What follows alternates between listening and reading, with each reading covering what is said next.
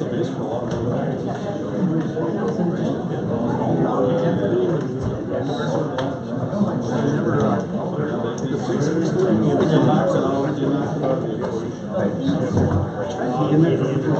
Alderman Weary and Alderman Nicholson can be allowed. Just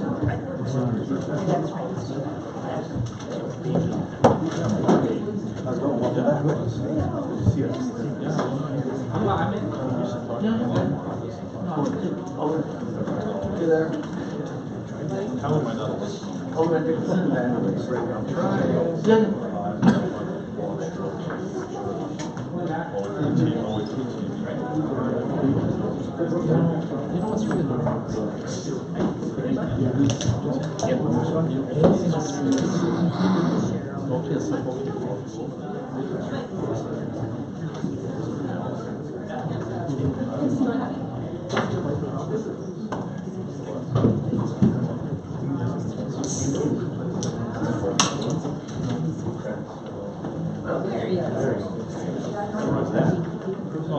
like a secret handshake or something. Well, there is, it's a bit. Isn't this a little Well, I mean, who Hawkeye always did that. Hawkeye. I actually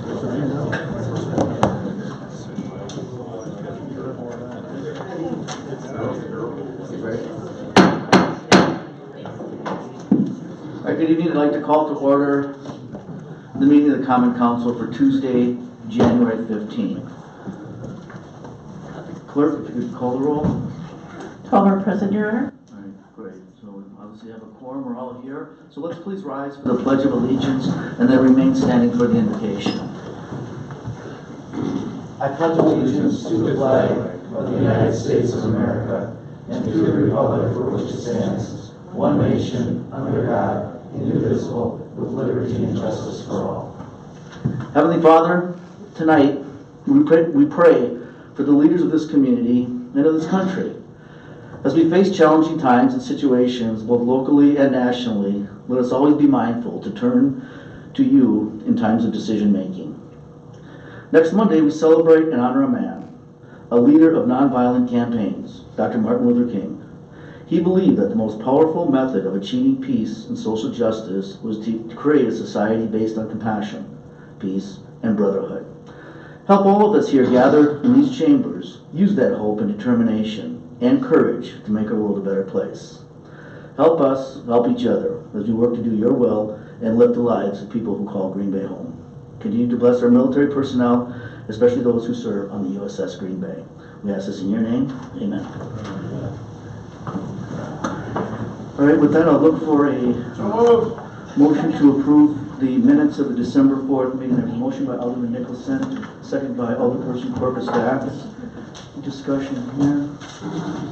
Seeing no lights, all in favor of that motion, please signify by saying aye. Aye. And those opposed, nay. The ayes have it, and that motion has been approved.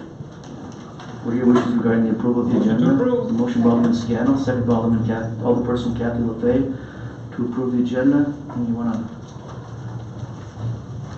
look here? Okay, seeing no lights, all in favor of that motion, please signify by saying aye. Aye. And those opposed, nay. The ayes have it, and the agenda before you has been approved. Report by the mayor. Just really two things. As I mentioned in the invocation, this weekend and Monday we do celebrate MLK, Martin Luther King Day weekend. And there's an event that you've all been invited to, and I just want to remind you at NWTC, and that's Saturday at 10 o'clock.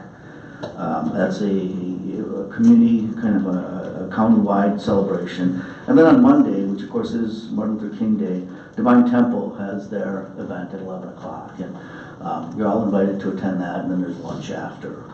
I think that's where most of us will be. So that would conclude my report. Thank you. We're on to announcements.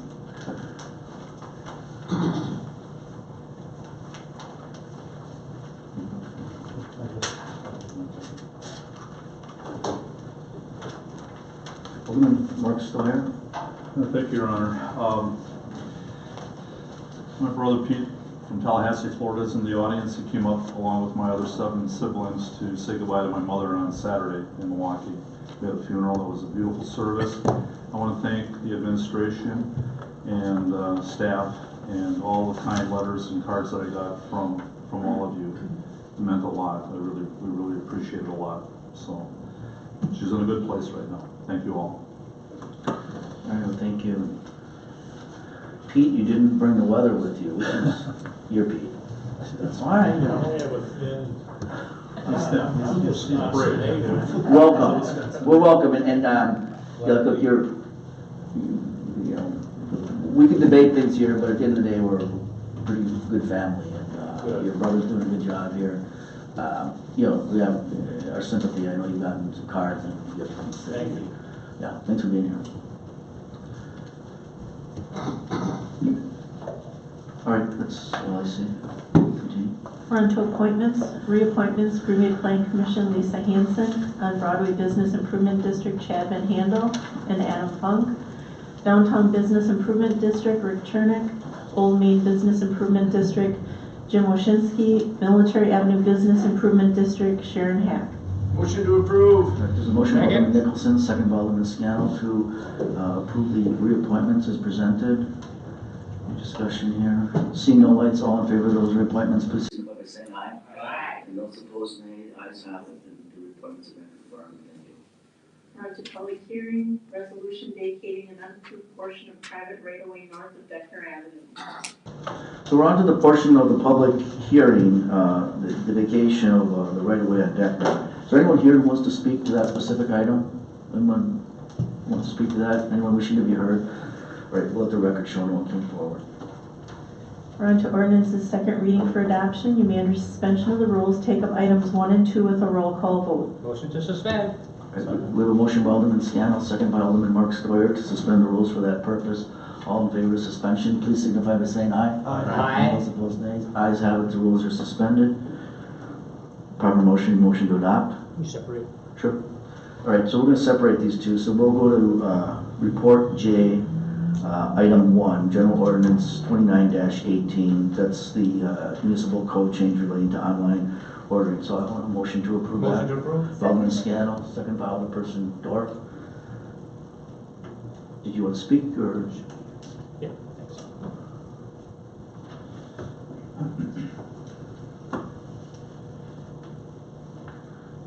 Alderman Chris Wade. Mr. Mayor, this is regarding the online ordering and curbside pickup of alcohol beverages. And I know we had a pretty interesting debate and discussion on this a couple weeks ago. I wanted this recorded. I know Alderman Vanderleest wasn't here last time, and I'm hoping this time was a pretty close vote. Maybe it'll go the other way. I'm opposed to it. I think it opens up a can of worms and a lot of different things that we aren't prepared for. So I'm going to vote against it and encourage others to do likewise. Thanks. Thank you. Alderperson LaFave. Hang on. Go ahead. Likewise, I'm completely opposed to this, and I would like another vote on it. Thank you. This is the second vote. I know.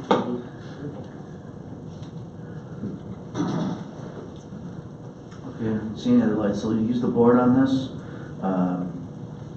This is Report J, General Ordinance 2918.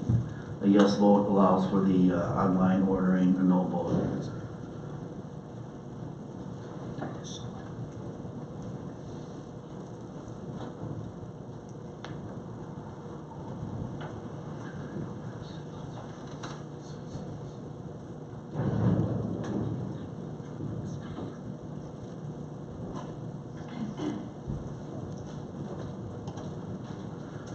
That's a tie vote. 1, 2, 3, 4. Yes, yeah, I'm gonna vote no on this. Gotta start somewhere. Then we're on to general ordinance number 31-18.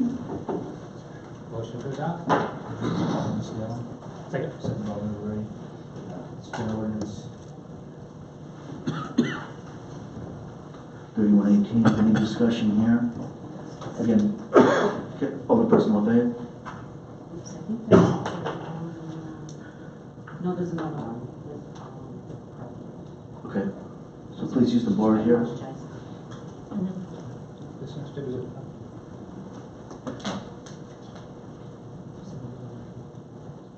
Okay, you can use the board here.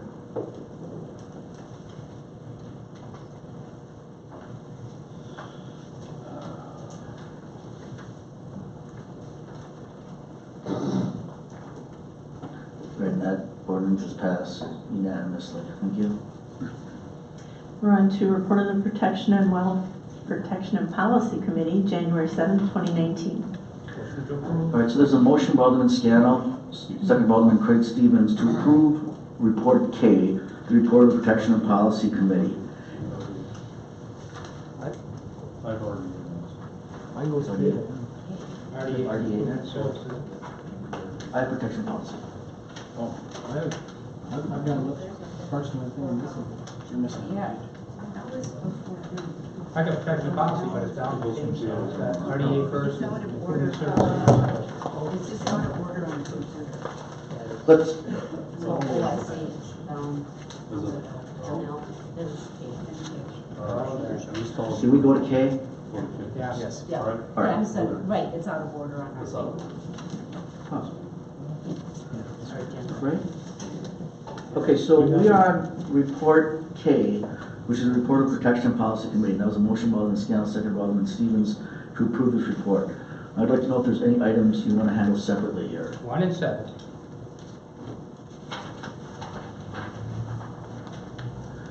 Any others, Alderman Nicholson? Yeah, I want to be recorded to abstain, 3, 4, 5, 6, 8, and 10, please. Okay, so hearing none others, all in favor of the remainder of that report, please signify by saying aye. Aye. We'll hear you guys. We're going to approve everything but 1 and 7. So all in favor of the remainder of that report, please signify by saying aye. Aye. Okay, I heard you. Oh, So everything's been approved with the exception of item 1 and 7, with Alderman Nicholson abstaining from the items he mentioned. What are your wishes regarding item 1? Motion to deny. All right, there's a motion by Alderman Nicholson, Second. second by Alderman Johnson to deny item 1. Alderman Scannell, your light was on first, so go ahead. well, I made the, I pulled it. So yeah, I would like to send this back to committee. There's been considerably more public discussion, and there's been some ideas of what we can do to maybe change this around some. So if we send it back to committee, we could come back with a different look here and see what everybody thinks of that. All right, so, I'll pull my motion, Mayor. all right, so you want a second is? I'll second Scannell. All right, so we have a motion and a second to refer this item back. Did you want to say anything, Alderman Nicholson? Okay. Seeing no other lights, all in favor of that motion, please signify by saying aye. Aye. And those opposed, nays. The ayes have it. Item K1 has been referred back. We're now on to item 7. What are your wishes regarding item 7? All right, motion by Alderman Sawyer. We'd like to just refer this one back to committee. Yeah, but I'm told that I'll do that. We gotta get it, Okay, get on the floor. We gotta have it. What do you get on the floor? So you can say motion to adopt. Second. Okay. okay. Now, what do you, I'll open the floor and we'll start with Alderman Randy Scannell. Yes, I pulled the item, and again, this is an item I'd like to send back to committee. We need to do a little more work on this. Thank you. And Alderman Nicholson, you're seconding that motion? Yes, sir. to refer that back. Any other discussion here? Seeing no other lights, all in favor of that motion, please signify by saying aye. Aye. And those opposed, nays. Ayes have it. So item 7 has been referred back to committee as well. We're on to item L, report of the Improvement Service Committee, January 9th, 2019. Motion to approve. There's a motion by Alderman Scannell, Second. second by Alderperson Dorff, to approve the report of the Improvement Service Committee for the meeting held on January 9th. Any items in this report you wish to handle separately? 2. Item 2. Okay, hearing none others, all in favor of the remainder of that report, please signify by saying aye. Aye. And those opposed, nays. Ayes have it. All items have been approved with the exception of item 2. And what are your wishes regarding Motion to approve. item 2? There's a motion by Alderman Scannell, Second. second by Alderman Johnson. Alderman Wery.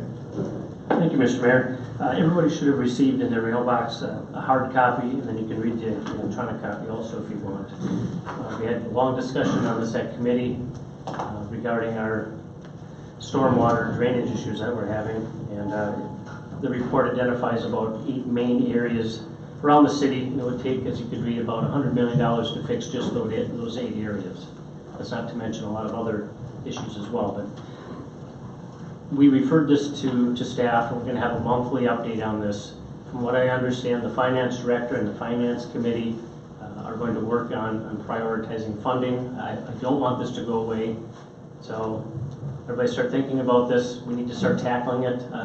We talked about 5-year plans. That's only going to nibble at it. We need to look long-term, 10-year, 20-year. How are we going to completely solve this? We have some infrastructure that needs fixing. You know, part of it, Preble, we inherited some really bad infrastructure there. We have some undersized infrastructure. We've had rains like we have never seen before in our lifetime. So we have to keep this on the forefront and look at a complete plan. So everybody read it, get familiar with it. Thanks. All right, thank you. So we have a motion and a second to adopt this report. All in favor of that motion, please signify by saying aye. Aye. And those opposed, nays. Ayes have it. All right, run M. Item M, report of the redevelopment authority, December 11th, 2018. Motion to approve. All right, there's a motion by Alderman Scannell, second by Alderperson Dorff, to approve report M, which is the report of the redevelopment authority, December 11th and January 8th. Any items under this report you wish to handle separately? 2. Item 2. Okay, hearing none others. All in favor of the remainder of the report, which is item 1, please signify by saying aye. Aye. And those opposed, nays. Ayes have it. Item 1 has been approved. What are your wishes regarding item 2? Motion to approve. Motion by Alderman Scannell, second by Alderman Johnson. Alderman Wery. Thank you, Mr. Mayor. I was wondering if Director Vaughn could just give us a summary of the TIF that is going to be put out for this project. Dr. Vaughn? Thank you. So there's 2 parts to the tax incentive here. The first part follows the development agreement that was passed in 2017 with TDL Holdings, basically acting as the master developer for the rail yard. So as part of that, the clause in that agreement said that for future projects that would come forward, the city would look at an incentive of $100,000 for every $1 million of new increment that was going to be brought to this project. Working with our finance department and assessor, we believe this new development will assess about $7.5 million. With that, part 1 would be a grant of $750,000 to DDL.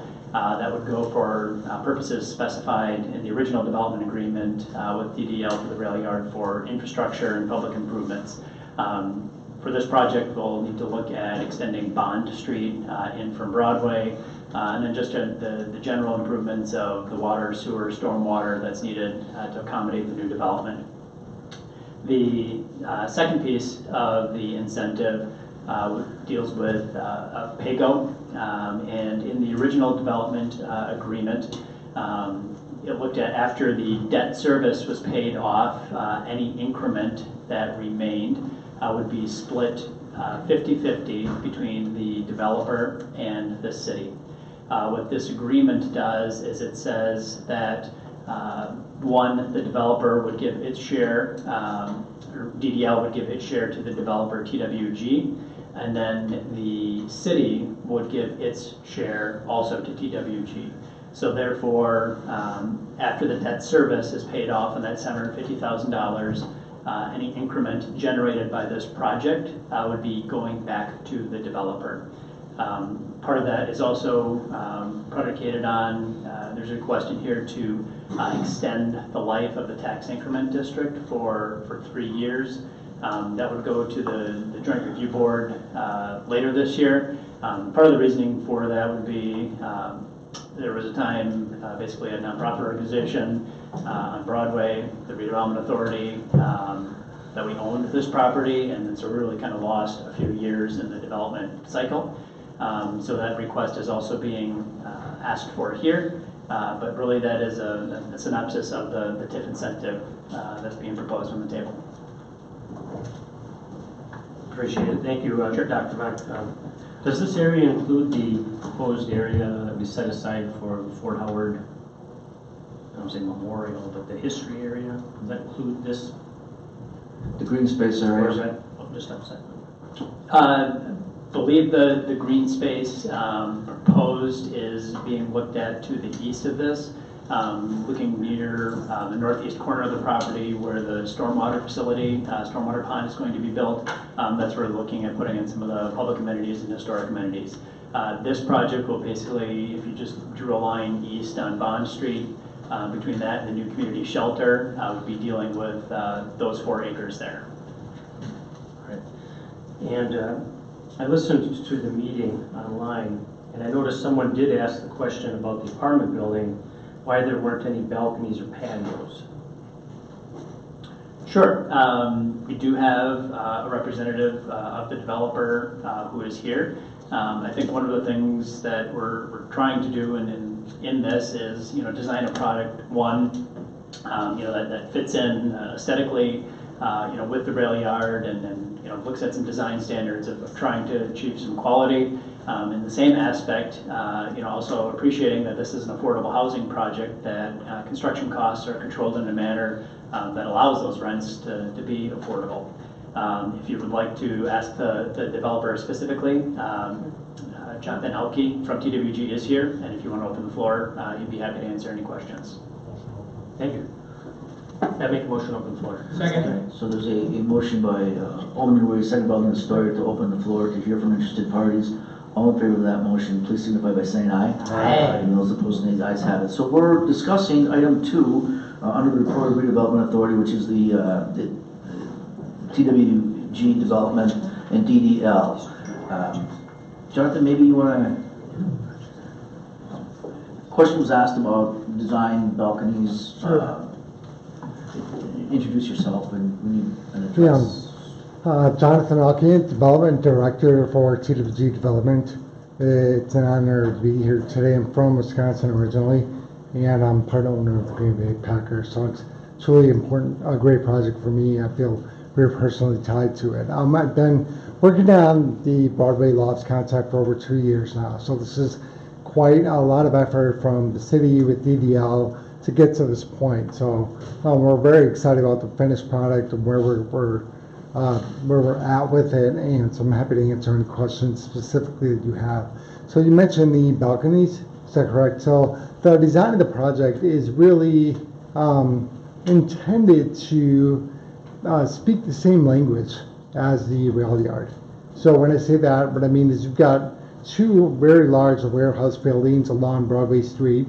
So when you may or may not have seen the original rendering concept, that was it's slope roof, a lot of siding, very suburban look. So we got some feedback on that. So we went back to the drawing board. We looked at some of TWG's existing portfolio of over 60 developments. We actually have a project called Monon Lofts that really mirrors Broadway Lofts in a lot of ways, and that was designed on a previously industrial site. So what we try to do when we're faced with that sort of design is we want to build a development complex that fits in, speaks the same language. So if you look at that Broadway Street, you have a lot of monotony in a good way, windows, and it's got a certain feel, certain architecture. So what we wanted to do is when you look at the rendering in front of you, is it in front of you? Yes. Yeah.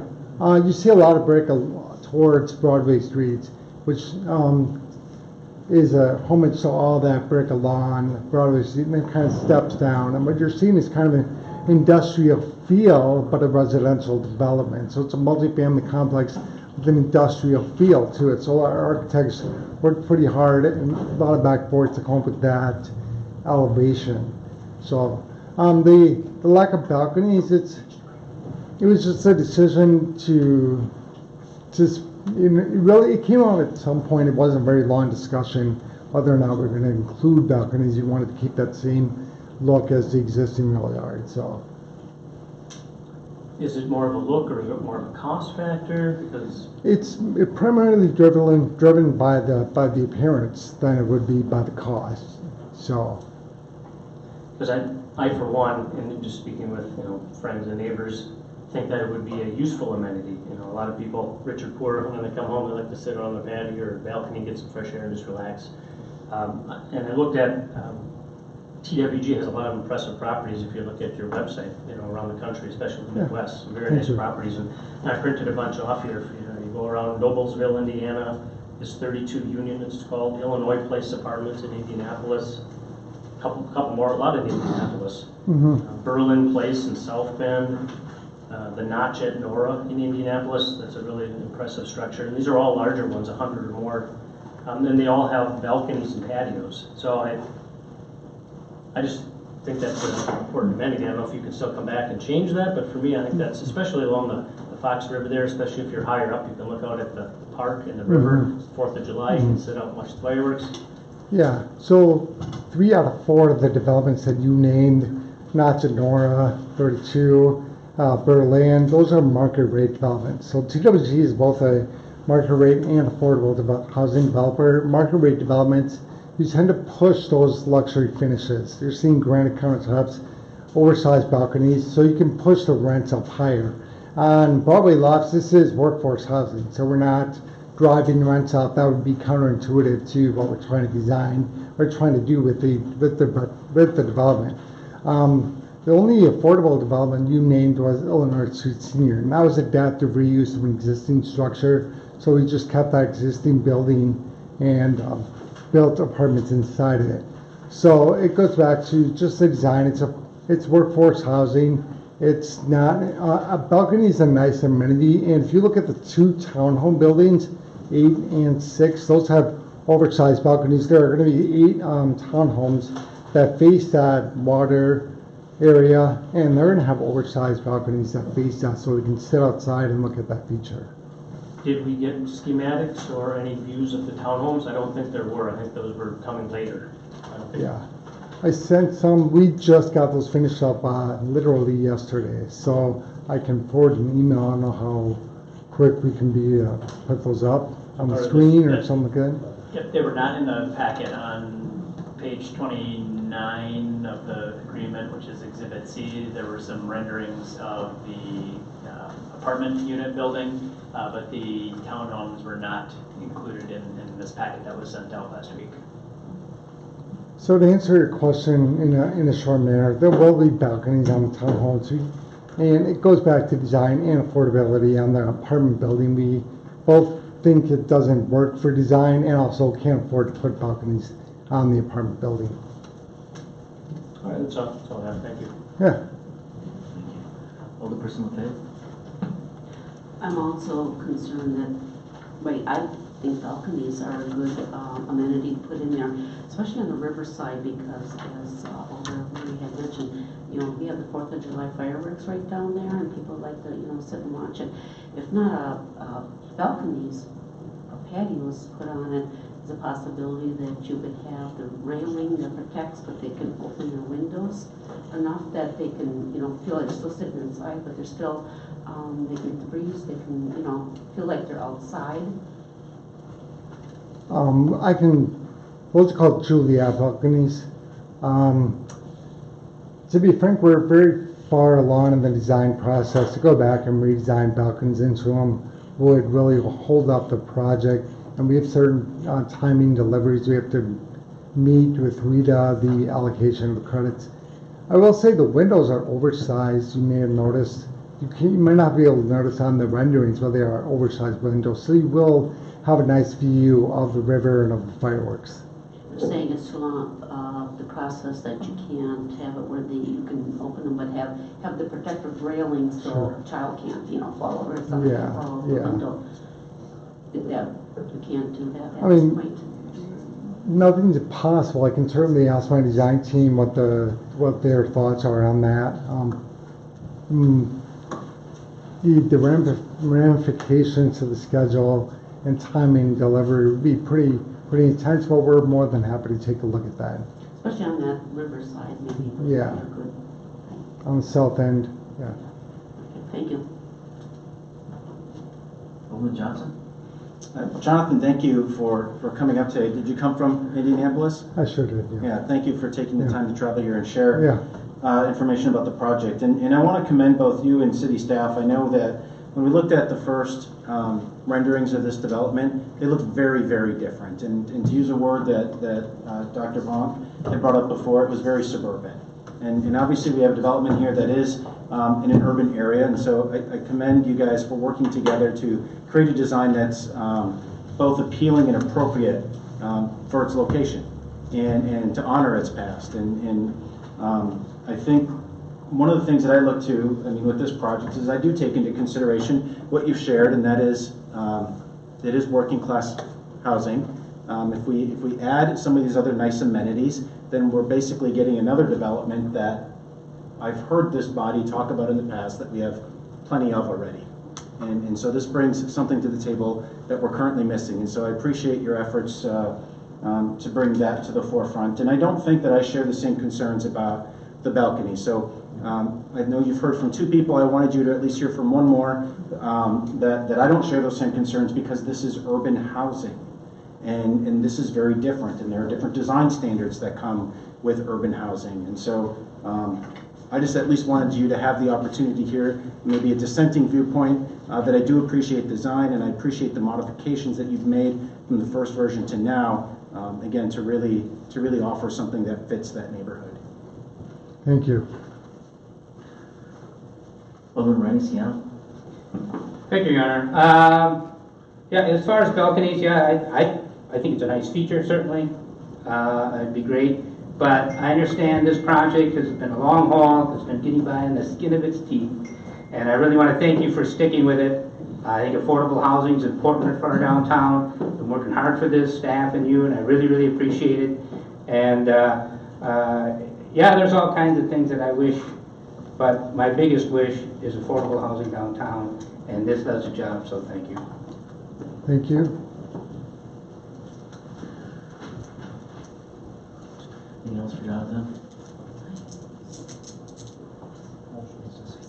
No, it was just, okay, thank you. Thank you. Anyone else wishing to speak to this specific item? Anyone? Good. All right. All right, Second. motion to turn to regular order by Alderman Stoyer, second by Alderman Scannell. All in favor of that motion, please signify by saying aye. Aye. And those opposed, nays. Ayes have it. Alderman Weir, did you have the floor? Yeah, I'll make a motion to refer this back to look at balconies and patios as part of this plan. You know, and looking at their other holdings, they have plenty that are in urban settings. You know, Walnut Park, Lansing, Michigan, Lockerbie, Lawson, Indianapolis.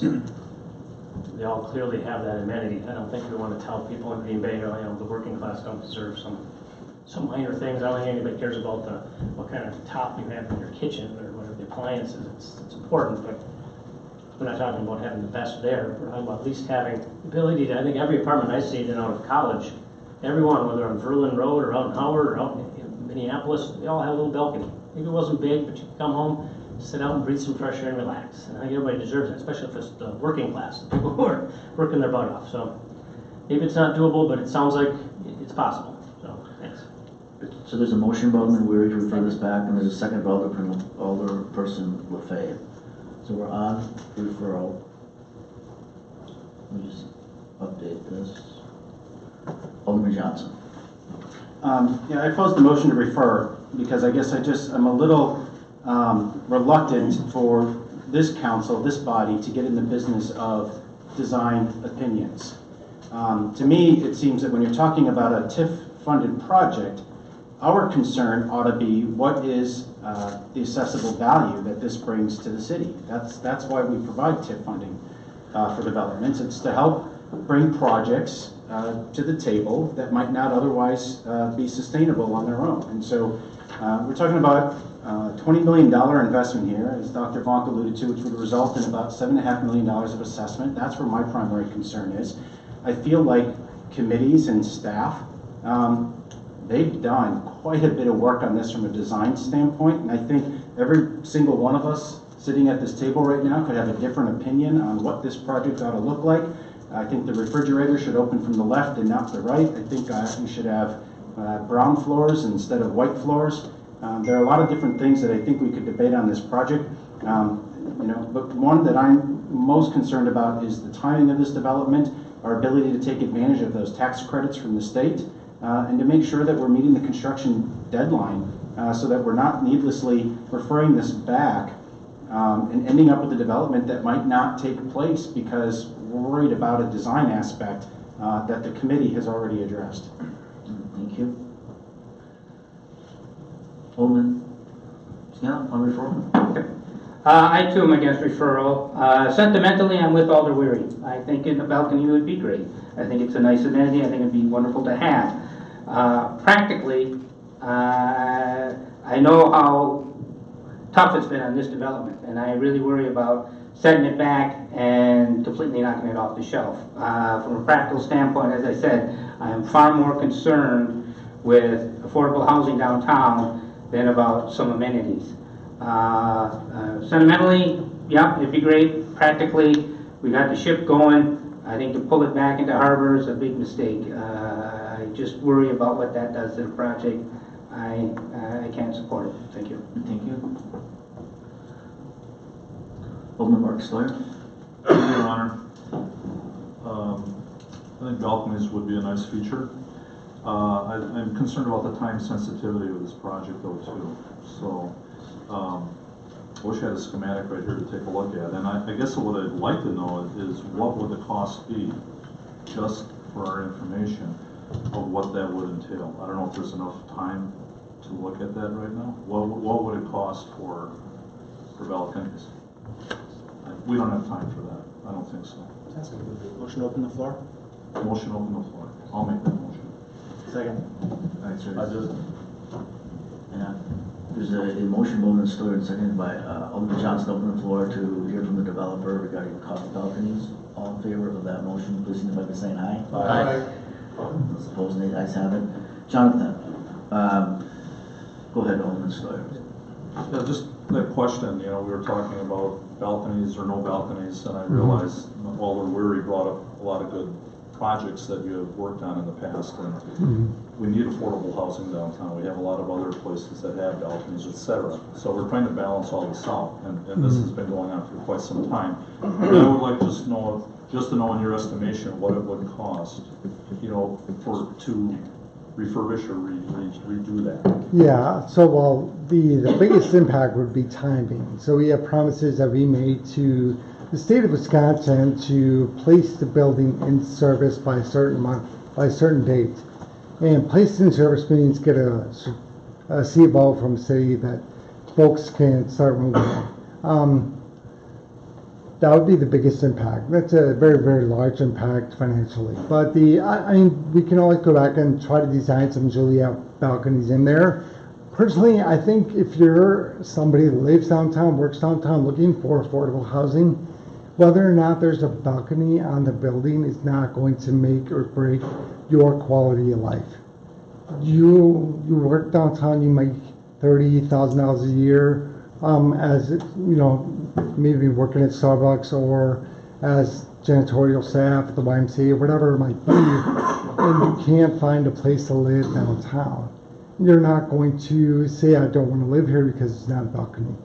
As a TWG is a developer. We have a large design team. We have 3 architects that worked on this project, came up with this solution, design, and we all signed off on it, and they are professionals who do this for a living. So I always defer to the architect when it comes to design. The other thing is, financially the project is actually hanging on by the skin of its teeth. So changing from a slope roof to a flat roof is actually a substantial increase in cost. Now, it's important to me as the developer to give a high quality of life to the tenants living there. I think a washer dryer in every unit is a must-have, right? And that's something that's optional in a lot of affordable housing. Personally, it's not optional, but if you ask me, can we afford balconies? I could say, yeah, we can make it happen. What happens though is I say, I've got to lose the washer dryer in every unit. So if you're somebody that lives, works downtown Green Bay, would you rather have a washer dryer in your apartment or a Juliet balcony? I think that's what it comes down to for TWG. we can always make it work. We want to be a good partner and a good neighbor for the city. We're going to be here for 15 years owning and managing Broadway Loft. So it's very important for us to have your trust and a good relationship. But as an affordable housing developer, we're experts in what matters to the tenants. And I believe that the washer dryer, the appearance on the inside is going to be more important than the balconies. So that's so you asked about cost specifically. I can always make it work. If that's what the city of Green Bay wants, I will find a way to make it happen. It might come at the expense of some of the other things that I would prefer to see in the building. I guess, just fill me in a little bit. You said that washer and dryer would go out and the balcony would go in. Is that, it's a spatial thing or? No, I'm just looking at my budget. So in my head, I know that washer dryer is one of the first things that we eat out typically, because it's about $1,000, $1,100 per unit. And 107 apartments are looking at $125,000.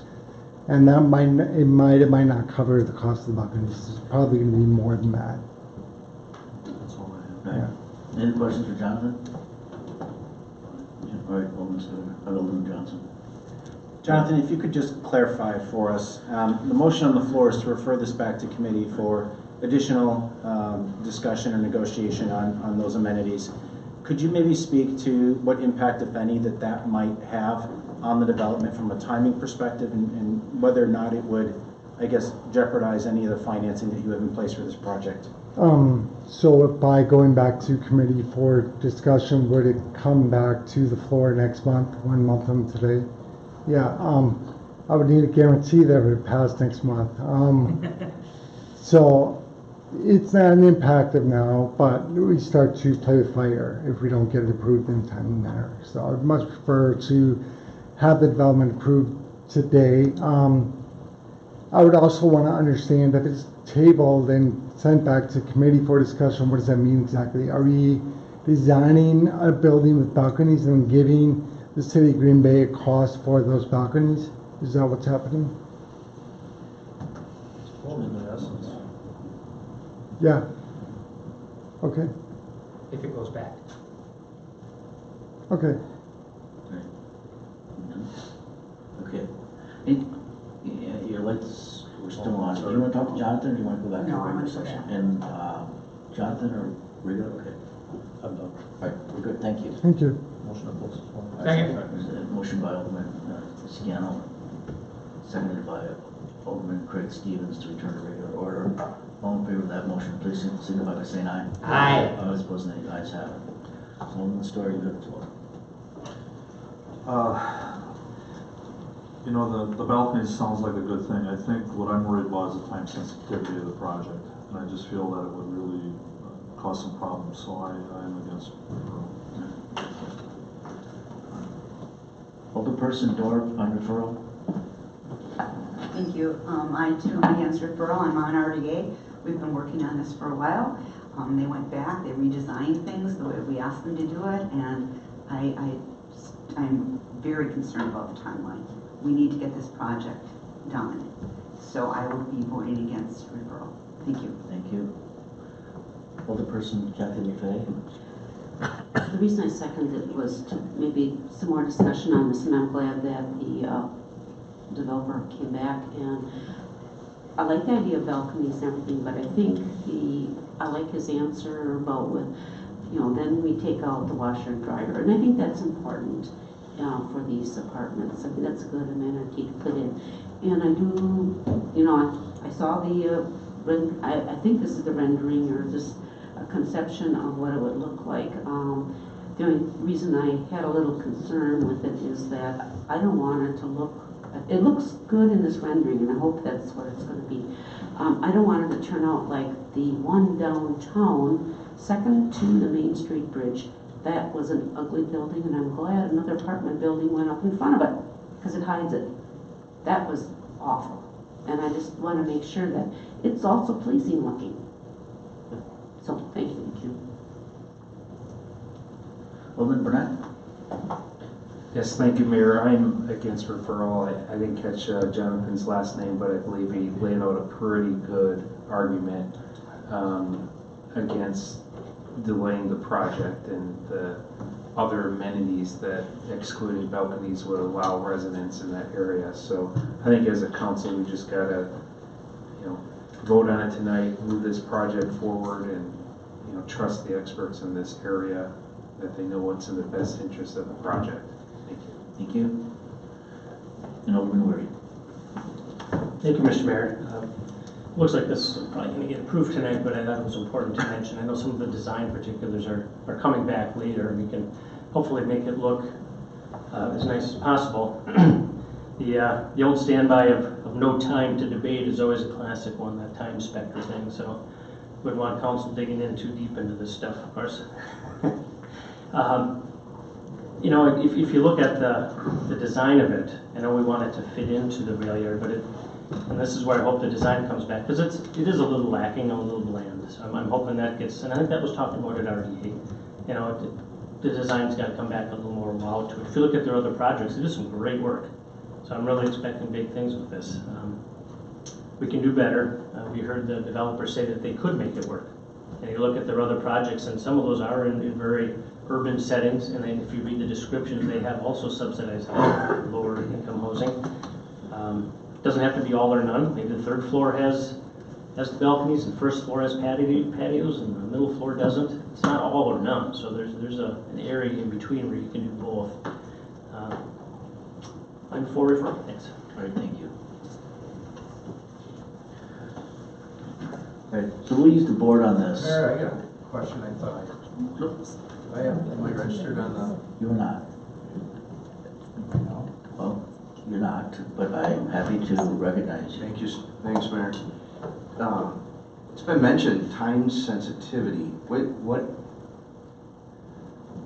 is this supposed to be completed by? No, go ahead, Jonathan. So I believe they're looking, and correct if I'm wrong, probably close on the property in May, start construction in June, at about a 16-month construction window. I think in terms of time sensitivity, one of the things we look at is, all right, if you take June and take 16, 18 months off, and I think our goal is to have this started in 2019, completed in 2020, so it's online and on the tax rolls 1/1 of 21. If we start to push back, it's either January 1st or it's the next year. And so we would lose a whole year, at least from our perspective, in terms of being able to generate tax revenue on this. I think also, as Mr. Elke had mentioned, they have to, in order to receive their tax credits, have this property also in service by that date.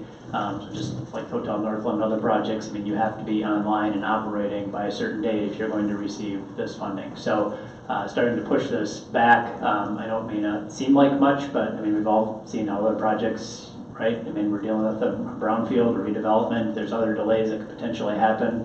I think it's best to keep on track in a timely manner as possible. I understand that, but when was the first time this was presented to the RDA and the council? So we had a term sheet with TWG probably 2 years ago, where we took a look at it. I think that's where Mr. Elke references some of the design things about the suburban design standards. Through that process,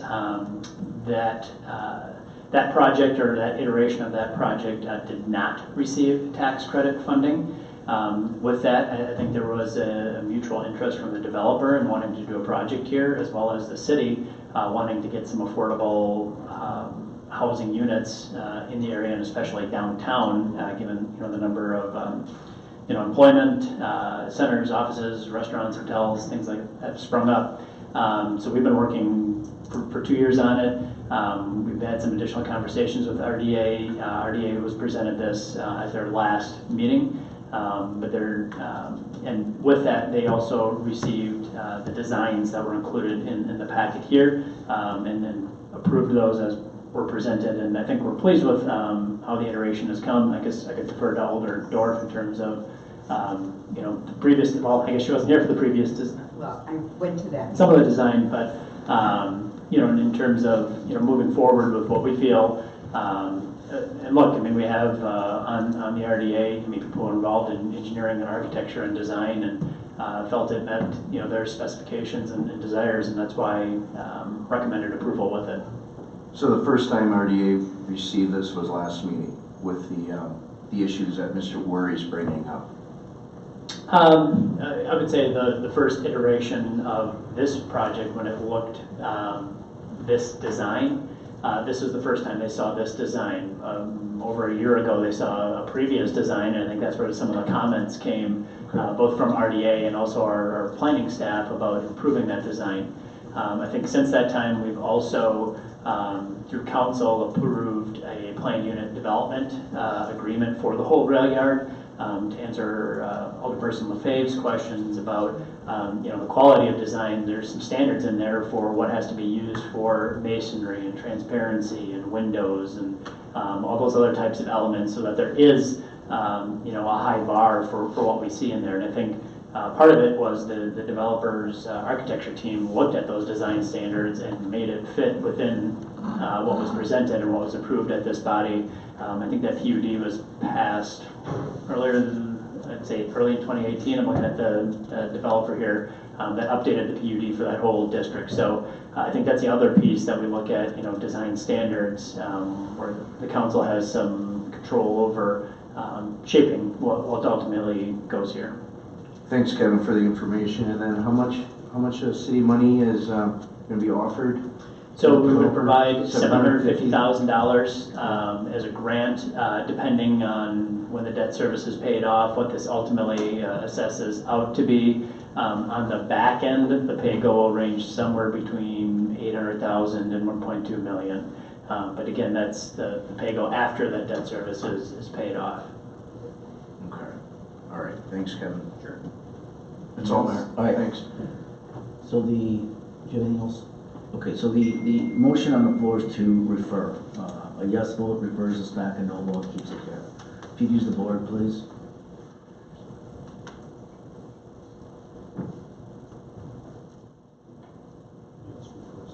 Yes. Refers it back, a no vote stays here.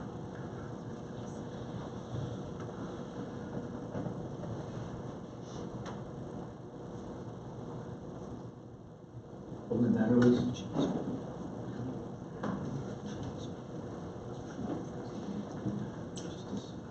Okay, so that motion fails on a vote of 10 to 2. So we're back to the original motion on the floor, and that's to approve item 2.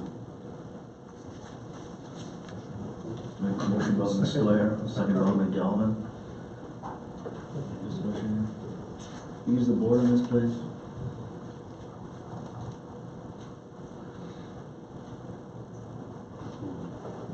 A yes approves it, a no denies it.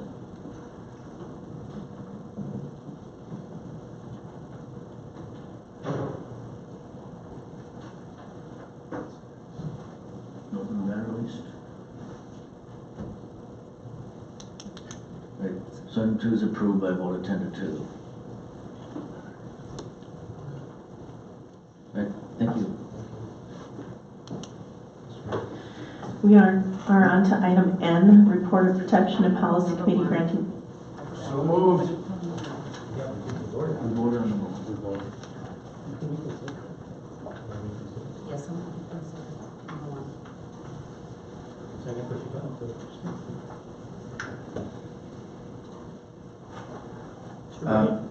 No, you have that. Okay, this was the report of the Development Authority. We approved item 1 unanimously, and then we just debated item 2. Alderperson LaFave wants to reconsider item 1. So you have a motion to reconsider. Second. Second by Alderman Scannell. All in favor of reconsideration, please signify by saying aye. Aye. Those opposed, nay. The ayes have it. Right. So we're back to item 1 of the Redevelopment Authority.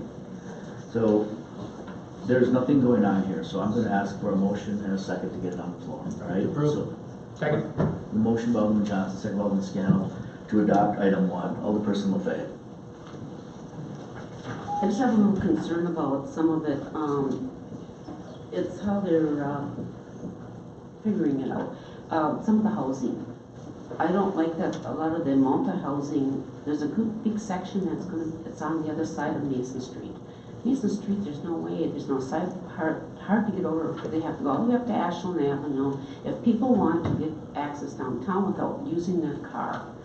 And I think we have to realize in the city that congestion with cars, our roads, spending a lot of money on the roads and everything, more people want to be able to walk, bike.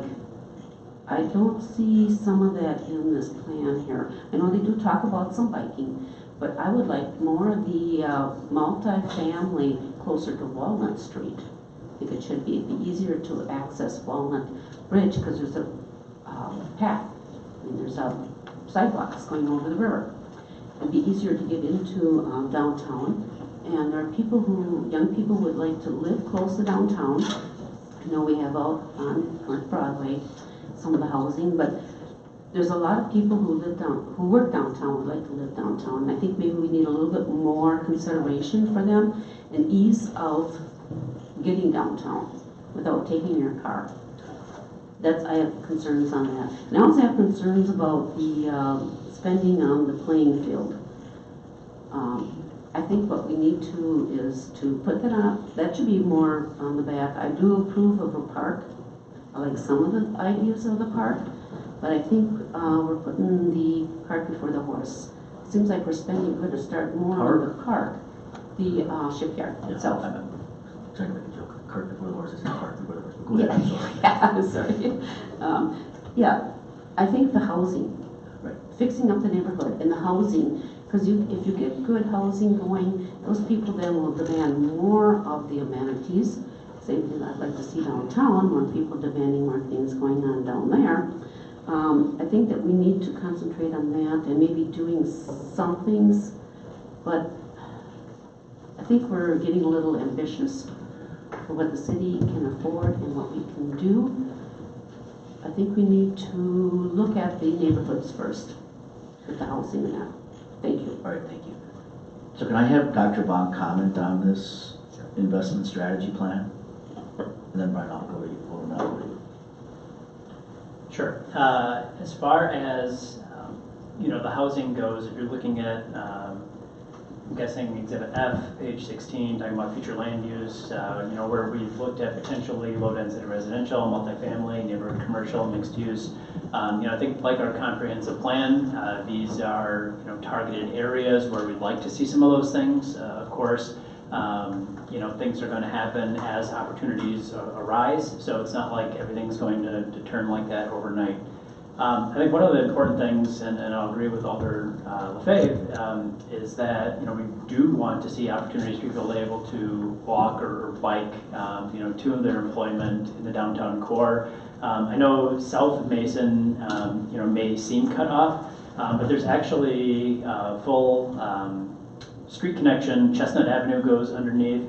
There's also a pedestrian connection where Maple cul-de-sacs, there's sidewalk under there. And then you can also get back out to Broadway, which has sidewalks and some bike facilities on it. So I think even though Mason may seem like an impediment because it's elevated there, there's actually a lot of opportunity to get under Mason through paths or sidewalks. One of the things we're looking at overall for just improving accommodations is what's the long-term strategy for improving lighting and other things like that to make those accommodations safe. I think as far as the second comment about the playing field, this is really looking at the neighborhood. There's another iteration where the consultant's looking at what we're going to put on the boat slip site itself, that southern parcel. This part of it is to look at, we said as part of this bigger project, we're going to put $1 million into the neighborhood over the next 3 years. What does that look like? And so we tried to identify what are some of the properties that may need some investment, what are some of the businesses that may need some investment, and look at, from a priority standpoint, where should we target some of those efforts to try and get a better bang for the buck. And then also, as we work with partners, whether it's Habitat or NeighborWorks or private developers, they like clear indication of where we're going as a city and what types of activities would you support. And that's what this strategy is trying to look at, is kind of like a miniature neighborhood plan or comprehensive plan of what we'd like to do in this particular neighborhood when it talks about investment in some of these properties. If you look at this though, they are going to have to. If you speak into your mic, then we can hear all. Oh. Pick you up and I'll get you. Yeah. Whatever. Yeah. Okay. Yeah, they can go under Chestnut, but they have, in order to get downtown, they're gonna have to use a car because they can't get in Mason Street. They have to go down to Walnut. I'm just looking at, if you have some more over in this area, they can walk all the way down. Bike downtown. Mason Street cuts them off. You have to use a car. That's my concern. To get over this area here, you have to use a car to get downtown. I guess that's why I was referring to the sidewalks that go underneath Mason Street right now that you can walk. I mean, But you can't walk over Mason Street. No, you walk under it. There's a No, sidewalk you want right to go there. down. sure, you could walk up to Walnut Street. Right, because look how No, far you have to go we're not- to Walnut. We'll do. Okay. When you need to walk up to Mason Street. Alderman Johnson? So I was part of the group that helped craft this. I've been a part of most of those meetings, and I think Alder LaFave, I think some of the concerns you share, this document is actually designed. This document is actually designed to, I guess, to respond or answer to those concerns. This is, I think we have to keep in mind, this is what the neighborhood investment looks like, and these are guidelines. This isn't a request to spend money today. Those things will come later through the appropriate channels, but these are really guidelines to say this is what our future vision is for this neighborhood. These are some of the areas of blight or concern, and this is partly our strategy for how to remediate some of those concerns. And so I am 100% vested and confident in this report, again, knowing that these are guidelines and really addressed at the neighborhood component.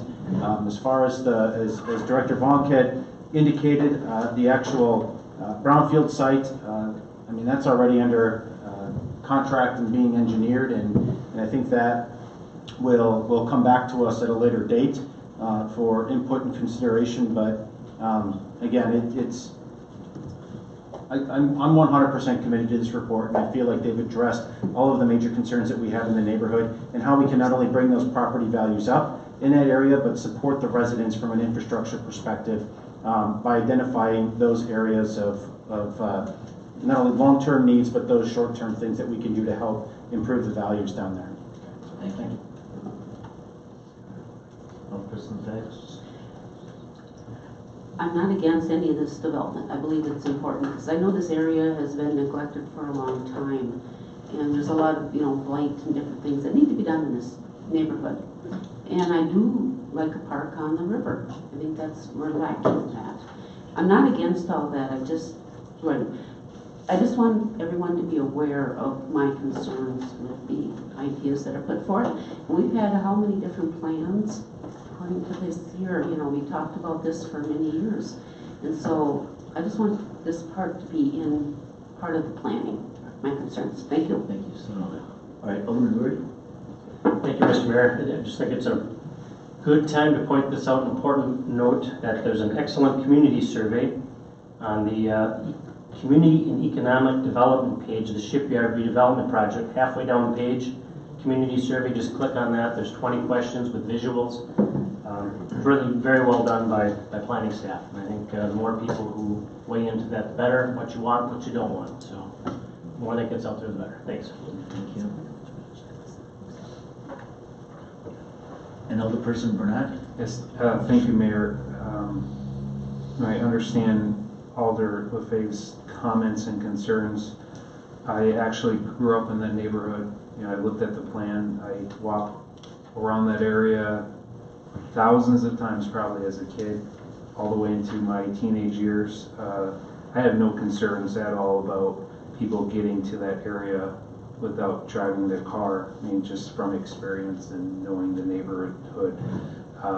Alderman Johnson represents the area. I'll be honest, I'm very, very impressed with the plan, the way that this all came together. In the beginning part of this process, I was against it. I was concerned about the TIF funding and lack of development, but for me, breakthrough fuel coming on board, I think is going to add so much more to this development and attract additional development, which will make this decision of this council a very wise one in the few years and the few decades to follow. I think it's going to be a very good project for the city, and I support the plan. Thank you. Right. So M1 is what's on the floor right now, and there's a motion and a second to approve item M1. You can use the board here. We voted on this before it was reconsidered, so we're voting on it again. Can she vote aye again if she's reconsidered?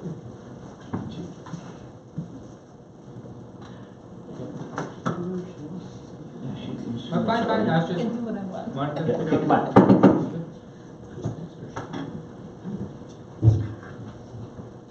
All right, and that passes by a vote of 11 to 1. All right, thank you. Okay, clerk.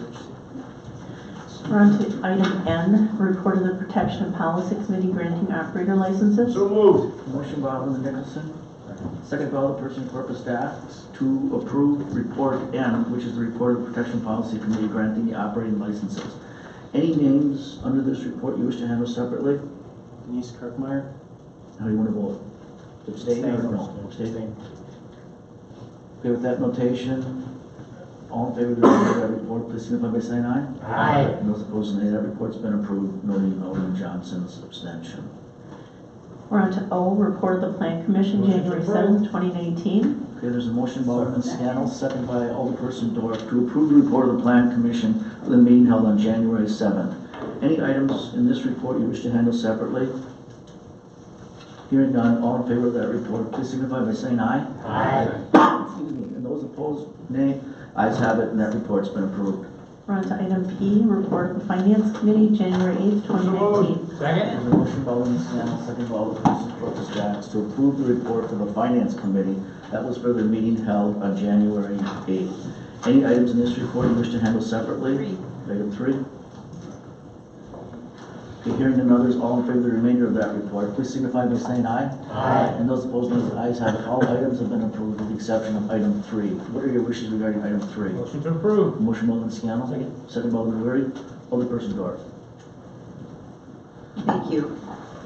So I've spent a lot of time since the last meeting researching, and I actually spent some time today writing up a statement because I don't want to forget anything.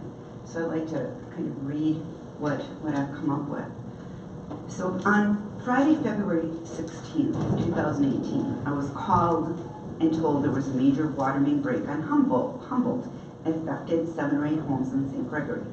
And I'd also received some emails. I immediately got dressed, went to the neighborhood to see if I could help.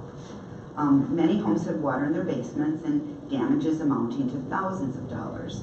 The Sorensen's home, which is one home on that street, was most severely flooded with water in 2 levels and no heat, no power or water. I went into their basement, their freezer was overturned, the washer dryer overturned, the furnace had been underwater. It was horrible. It was just horrible.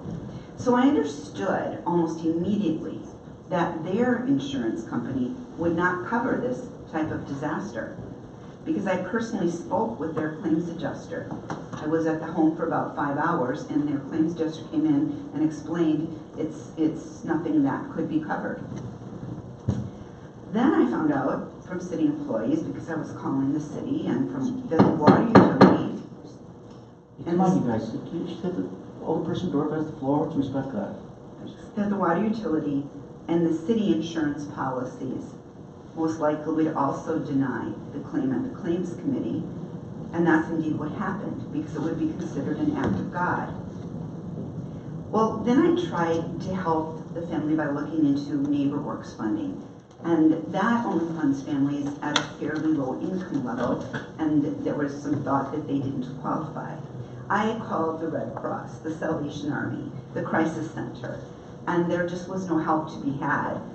So then I donated to and spread the word about a GoFundMe account that had been set up by Nat Sorensen's mom. And the goal was $10,000, and to date, only $5,600 has been donated, which I feel so sad about because because I was hoping that more people would donate to that GoFundMe account. It's still out there. So the damages, from what I understand, are over $90,000. For months, I and the city attorneys and other staff have been trying to come up with an ordinance that would help someone who, through no fault of their own, but through the failure of a city-owned or controlled object, such as a tree, a water main, a sewer, had their home rendered uninhabitable. It would need to be something that personal or municipal insurance wouldn't pay for, and would have to be disastrous. Well, to date, we've been unable to create an ordinance that would narrow down the coverage, and we've been unable equally to find a funding source if we did create such an ordinance. After hours and days of trying, I'm really asking, what is the will of this council? Do we continue to try to create something that has never been done before in any city in the United States? Because we've searched for similar programs, one cannot be found. We have 3 alders on county board. This type of thing could happen anywhere in the county. Will our county board alder members work with the county to establish such a fund? Does anyone have an idea where we can get funding? I'll ask Director Rainier-Wig to talk about sources we've looked at, but that don't work because state law does not allow certain funds to be used for rehabilitation, such as from the state trust fund. So I guess I'd like to hear from members of this council, and I want to know if the idea of a relief fund is something that will be supported, and if so, how can we make it work, and from where will it be funded? We've talked about it and talked about it and talked about it at finance. It got through finance mainly with the idea of bringing it here to have more conversation about it. So I'm hoping that we can have a really open discussion about it and get questions answered. Thank you. All right, thank you. So our first wife is Alderman Randscale. And I invite you.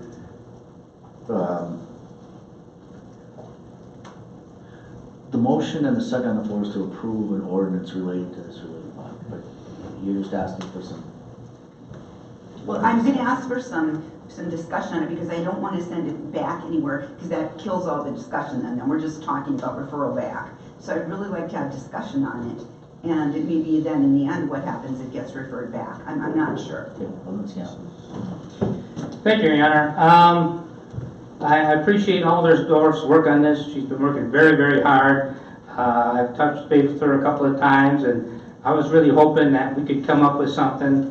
To me, this seems to be an issue of insurance. Insurance is not covering these acts of God. So we have the private sector not covering certain damages. And so it's only logical and I think appropriate that people turn to their government to try and fill that hole. But all the government bodies, you have municipal, county, state, and fed, the municipal is really the least capable of handling this situation. We don't have the funds for it. The way we fund government is somewhat limited compared to the other bodies, and we just don't have the staff or the process for this type of thing. We have to create something and find a way to fund it, and I can't think of anything. And I think this ordinance as is just does not work. I think even to try and this wouldn't even work for the family that inspired the ordinance because they never left their home. Their home would be condemned, and if we end up following through on that, I'm not sure if we're really helping a family if we're condemning them home and then they have that added stress and expense of moving out of their home. I don't know that we're solving a problem. So I think if there is an answer to this, this is not it. I don't know what it is, but this is not it. So I'll make a motion to receive and place on file.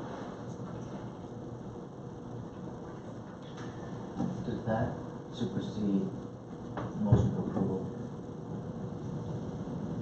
I think you're right. But I think it does. Yeah, because it's a main Well, motion. Yes. all right. So, Alderman Scanlon made a motion to receive this item, to receive and place on file this item. Is there a second to that? Second. And that's seconded by Alderman Ware. Do you have anything else you want to say? Not at this time, thank you. All right. Alderman Galvin.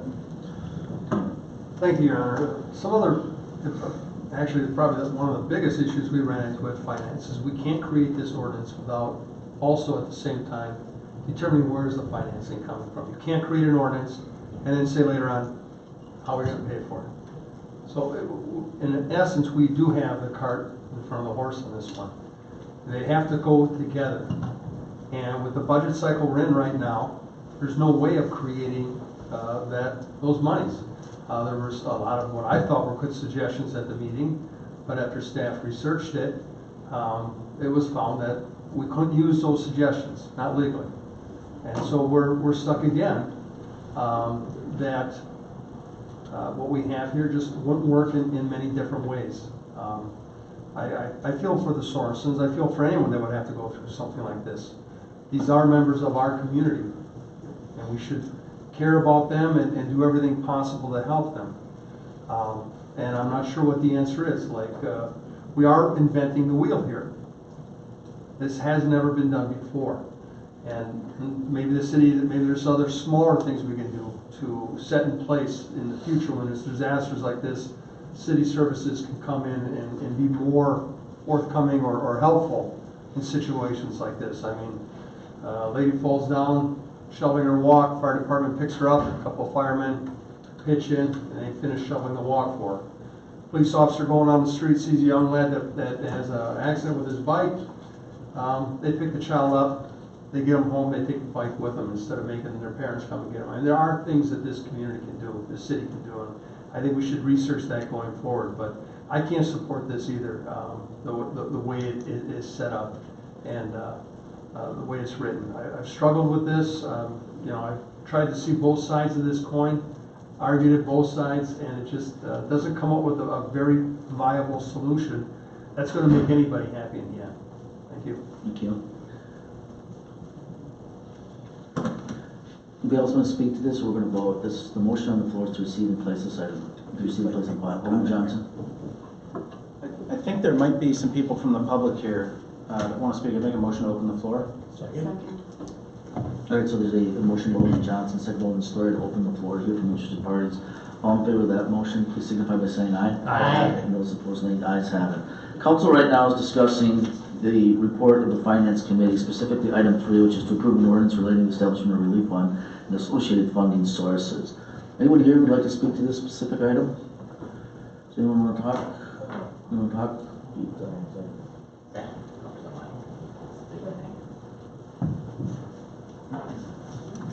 You can state your name and address, please. Sorry if I put you on this spot, Brooke. It might have been presumptuous. No, that's why I'm being kind of used to it now. I'm Brooke Sorensen. My address is 3152 St. Gregory Drive. So I'm sure you can all probably put together at this point that I am a flooded home. I guess I feel like I've been to way too many of these meetings now, and I'm sick of just crying in front of everybody about how much it sucks, the situation we've been put in. But I guess the biggest point I want to get across, and I wish I had better answers to. I mean, I've made lists, not that any of my points are really that valuable as to where to get the funding from, but I guess at this point, like being a year later, my biggest concern is like my family's health. Like my family's health is deteriorating, and that, in my opinion, and I could be wrong, but I feel like we paid this outside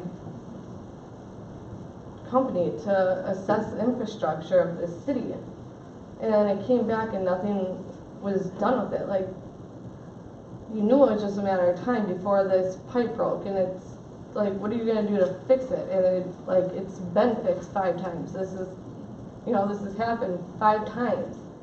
What's it gonna take before something's done about it? So like, my daughter and my husband have both been in the hospital with health-related issues due to this. Like, obviously it's probably mold in our home, and we're still a year later living in this home that's completely damaged. and I don't know where to get the funding, but I think the city needs to do something because all it's doing is, I mean, we're a young couple. I didn't grow up in Green Bay. I moved to Green Bay 6 years ago. And now, like, that's my biggest regret. I would, like, why would I want to go tell people that I care about, yeah, move to this city because they, you know, they'll have your back and help you through a tough time. I would never feel that way. I would completely probably tell them the opposite at this point in time. I think other cities have done a lot more to help people in situations like this, and I think this city needs to as well. Thank you. Anyone else wish to comment on this? Okay. All right, the motion by Alderman Sawyer, second by Alderman Scannell to return to regular order. All in favor of that motion, please signify by saying aye. Aye. And those opposed, nays. The ayes have it. We're back in regular session, and Alderman Johnson, you have the floor. Alderdorf, I know that you alluded, is Cheryl here somewhere? She is. Oh, she's heading in the back. I know you alluded to it, I don't know if you're going to get to it, but do you mind if I perhaps Oh, I would like. ask Cheryl some questions about some of the sources of funding that have previously been proposed? I know, Cheryl, you and I, and I've also talked with Director Ellenbecker as well about the use of neighborhood enhancement funds, which of course would come from the state trust fund. Sounds like that may not be an option, but if you could perhaps just go over some of the suggestions that have been made about funding and what's possible and not possible. You know, I think we got involved with this about a year ago because we had staff that actually went on site. And I don't know, Ms. Sorensen or not, I think we applied, we have a rehab loan program, a block grant rehab loan program. If you're income qualified, we actually can make those repairs to the home without having to look at the entirety of the home, which some of the other programs. I think you got an application from us. I'm not sure if you return that or not. I wish you would, because if we can help you in that way, we certainly would. At least get it to the point where it's livable for them in a better condition. But our federal funding sources, our block grant, and our home funds are all income qualified funding sources. So unfortunately, when you're looking at this ordinance, this won't help the folks that aren't low to moderate income for the programs. Our neighborhood enhancement funds right now are funded through the state trust fund. That funding is not, we can use the state trust funds for this type of purpose because it has to be a public served purpose. Now, neighborhood enhancement funds have been funded through other sources in the past, but right now it's state trust funds, so I would say no to that. Sure, can I ask you a question on that point? Mm-hmm. So if we have a house that's declared uninhabitable, does that remove that house from the tax roll? No. Actually, when you say uninhabitable, what you're really saying is the city is coming out and condemning it. Right. That does not remove it from the tax rolls. Does it devalue the property? Well, I guess it would devalue it in the point that if you tried to sell a property that was condemned, there's, you know, you have to bring it out of condemnation to get it back to its full value. And would that be considered a public good? Yep, but so would if your roof is in bad shape, and that's devaluing the property as well. That's a public good to fix up every house in the neighborhood. Well, and that's so what I guess you have to draw a line somewhere, if the neighborhood enhancement fund program, though, is to serve a public good, would that be considered a public good? Personally, myself, I would not want to make that argument to our bond council with regards to that being a public good, because it's a grant given to a private body. We don't own the house. Enhancement funds, if we buy a condemned house, we tear it down, we fix it up, the city owns it, and then we put it into better use. This is actually a grant to an individual person. So where would you draw the line then? I mean, I could make the argument in any number of cases that this property is in such bad shape, it's devaluing the neighborhood. Sure, I'm not necessarily looking for where we draw the line. I'm looking for how we what our options are for funding such a program if this body were to say that we want to support that from a policy perspective. I guess that's the body's call. I would not support that as a staff person making the call through the state trust fund, from what I've read through finance. Okay. So we have looked at different funding sources, but unfortunately, you know, we're limited to what the HUD regulations and guidelines are for the programs. So that's my answer, I guess, for funding sources for the city. One more question for you, Cheryl. The state trust fund, is that the only way that we've ever funded neighborhood enhancement funds? No. How else Enhancement funds have been funded through the budget in the past, I know. I'm not sure if we've bonded, we might have in the past for those. So it's up to the council on how you fund the neighborhood enhancement funds. Right now, it's state trust fund. Okay. So bonding Bonding would have to be a public good. Is that a permissible use? Finance director question. Okay. Sorry. So I guess those are the answers with regards to funding. Any other questions? Okay, thank you, Cheryl. Cheryl? Yes. Sorry. Oh. Remember. Okay. Go ahead. I know, and I'll talk to Alder Dorf later about this too, but right now, I just want to know what your staff, have you looked into this at all as far as other communities or what else was out there? You know, because I heard Mrs. Sorensen talk about this, you know, that there doesn't seem to be anything else out there. And we're kind of between a rock and a hard place on this, but, you know, as far as a solution, there's got to be something. I don't know. I did not do the research on this with regards to other communities. I think maybe the law department did or Alderdorf. I can tell you that as the city, we do have a resource. If you're financially in need, if you're low to moderate income, we have block grant dollars that can be used for these purposes, for emergency purposes, to bring the house back out. So we do have it, but if you make too much money, you don't qualify for the program. Yep. I have no idea what the situation is with the source. I think an application might have gone out. I'm not sure. That's what I've been told for this program. If it hasn't, it needs to get into her hands so we can take a look at that. Well, I'm just concerned that they haven't got all the information that they needed to get in order to make determinations. So, I think our staff went out there, and I believe that applications. It's our understanding the applications were provided. Now, look, in the situation that they're in, who knows? It's a pile of paperwork, and it gets set down, and if you get it, or, you know what I'm saying? I don't know what happened to it, but we have that program now that can be utilized. You have to qualify for it. We have to go through the HUD regs for that. And what is the turnaround time normally on something like that if you fill out the paperwork? It's pretty fast because we use it for emergency purposes. Like if somebody has a roof caving in, for example, we push those to the top of the list. I'd like to ask Ms. Sorensen that if I could, but I'm done right now, Cheryl. Okay. Anything else for Cheryl? Cheryl, on that particular fund that you're referring to, is there a cap on that? Actually, there isn't when it's emergency funding being used for block grant. So it's income qualification. It's income qualification, and we only use it to bring the property.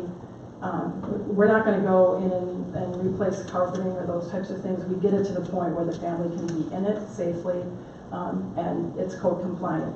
So we're not upgrading, or there may be some, it won't be back to the way it was originally. We're not rebuilding a house, but we're getting it safe for that family again to live in it. Okay. And we're commingling two conversations here, which I'm okay with. One is obviously the ordinance, the other is how do we take care of this family? And so this family has done a lot of work to that home now since then out of their own pocket. Is that something that fund can provide a reimbursement for? No. So if their home is declared habitable now, it's too late for them to access that fund? Well, I think when we use the word habitable, you know what I mean? It's kind of an unclear word, because if it's uninhabitable, it's condemned. They shouldn't be living in the home if it's a condemned home, because that means it's unsafe. But if the results of this flood, for example, has damaged that lower level and there's mold or those types of things, yet the kitchen's fine, or those are things that we can look at and go in there, and if we need to make those immediate repairs because there may be some health issues because of that, we can look at doing that. Can that fund do a mold test? I'm not sure if we do mold testing, but if there's mold there, and you shouldn't have mold in a house. If you see it in the walls, you need to remediate it. It might not be the dangerous mold, but there's water issues. So we would try to fix that situation, whether it's foundation work or window leakage or roof leakage, whatever that is.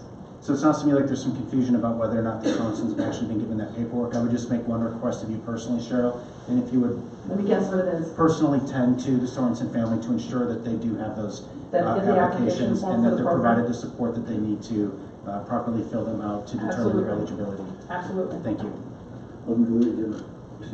No, not really. Okay. You? Yeah. This one I'm taking on order, you guys. Okay. So. Thank you, Mayor. Cheryl, I do have a question now. I just wanted to preface it by saying I wasn't on the council when this happened, when this event happened. I'm not on that committee, so I'm sort of piecing together information as I can gather it.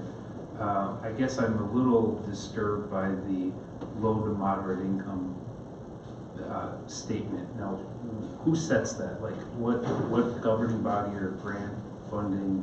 HUD. Block HUD grant. Those are determines block grant incomes determined by county median incomes. what is that median income?